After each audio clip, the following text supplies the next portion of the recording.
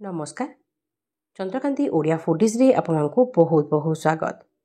आज आम बनामा आ पश्चिम ओडिशार गोटे ऑथेंटिक रेसिपी आटा है बहल फूल। एंता फगुन मास आउ चैत मासर मझिरे मिलुथवार ई बहल फूल कढ़टा आए माने प्राय पश्चिम ओडिशा घरे घरे बना हेसी आ समस्ते खावा के बहुत भल पाएसन।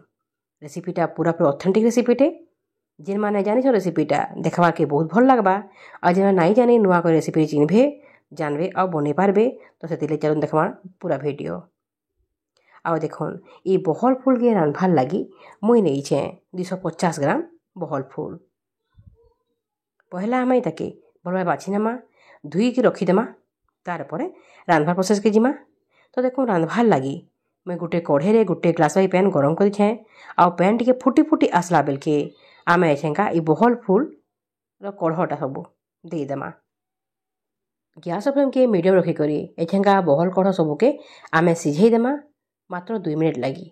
इतान बेसी आउ नाई सिझाबे क्या जे बेले बहल कढ़टा जे सिझी बसवा आउ बेसी मैंने सिझीजा तो लालुआ अंश तार बेसी बाहरसी जेनटा कि खाइबार लगी भल ना लगे। तो हेती हल्का टिके सिझामा जेनते कि बहल कढ़ा सिझी भी जावा और तार लाल अंश भी नाई बाहर न। तो हेती लगी आम ये सबके सिझेदेला मात्र 2 मिनिट लगी एंता करी पैन छानी आनिक रखीनेमा। आ पैनटा आम किसी काम के आसे फिकिदेमा। तार परे आउ थे कढ़ई गरम करमा आ गरम कढ़ई एछेका बरी सब भाजमा किसी कखारू बरी जेनटा आप निज चॉइस अनुसार कम बेसी ने पहले आम भाजीदेमा टिके बड़ी भाजी हो सारापर एछेका आम बाहर रखीदेमा गोटे बाउल आउ ताके भांगी भांगी रखमा।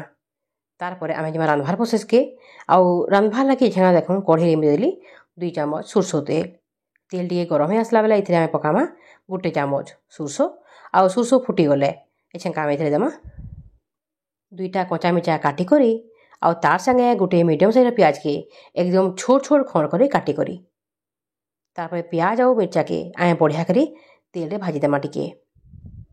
प्याजटा भल भाव भाजी हो बढ़िया कर सिझीजा तारपर आम ये देमा पातघंटा आम ये बेसी टिके देमा 250 ग्राम आम नहीं बहल कढ़ तार संगे आम ये देमा 2 ରୁ 3टा पातघंटा एकदम छोट छोट खंड काटिक आउ तार संगे देमा स्वाद अनुसार नुन जेहेतु ये लालुआ लगसी आ तार संगे कषा लगसी तो ये टेस्ट के बैलेंस करवार लगी आउ टेस्टी बनाबार लगी आमको ये पातघंटा देवा पड़वा आ पातघंटा भल के टिके नेमा आउ तार सबके भल भाव घाटी देकर गैस फ्लेम के एम लो रखिक ढापीदेमा आउ देखो ढापला भितर 2 मिनिट पर ये पातघंटा बढ़िया भाव सिझी जाइए भल भाव घाटी देकर ये सबके मिसईदेमा आ पातघंटा सबके पातियारे टिके बिलेदेमा जेनथे एकदम चटपटा चटनी बागी रेडी हवा। पातघंटा बढ़िया भाव रेडी हो सारापर एछेका आम जो बड़ीटा भाजिक रखीला से बड़ी सबके बढ़िया भाव भांगीदेमा टिके माने टिके दरदर खंड करदेमा आ तार ये मिसईदेमा देखो ये प्रकार तारपर सबके घाटिक टिके मिक्स करमा। गैस फ्लेमटा मीडियम रू टिके लो रखीदेमा तारपर ये बहल कढ़टा आम सिझे रखीदेना से देमा तो बढ़िया भाव सबके मिक्स करमा। बहल कढ़ा टिके सुखा सुखा हेसी तो हेती लगी ये पैन पुना देवार नाई न जदि फिर भी आपको पैन दरकार पड़वा माने बहल कढ़ा कम सिझे लगुचे बेले आप पैन टिके देकर आउ टिके एक्सट्रा सिझे दे पारबे। जदि पातघंटा कम थिबा आ बहल कढ़ बेसी थिबा बेले भी ये जगह आउ गोटे जिन दे पारबे आ तार टेस्ट भी बढ़ासी देले सेटा हला तेतेल गोटे खंड बागी तेतेल आम ये एड करमा आ बढ़िया भाव फुटे देला तेतेल सबके बाहर करदेमा तापर बहल कढ़ा रेडी हो तो पातघंटा कम थिले भी किसी असुविधा न तेतेल देकर भी बने पारमा।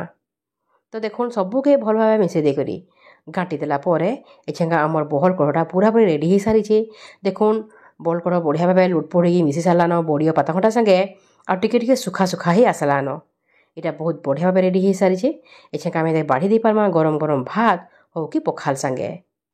आज ये बहल कढ़ रेसिपी देखले रेसिपीटा भावुचे भल लगी जदि भल लगला लाइक टी निहाती भाव करूँ और सब्सक्राइब नुहे करते बेले चैनल के सब्सक्राइब कर दौन आहरी एंता बढ़िया बढ़िया आमर पश्चिम ओडिशा रेसिपी मैंने देखा पाइबे ये चैनल मोर। तो आज रोचे फिर गोटे नया रेसिपी संगे बहुत जल्दी फिर पड़मा जुहार।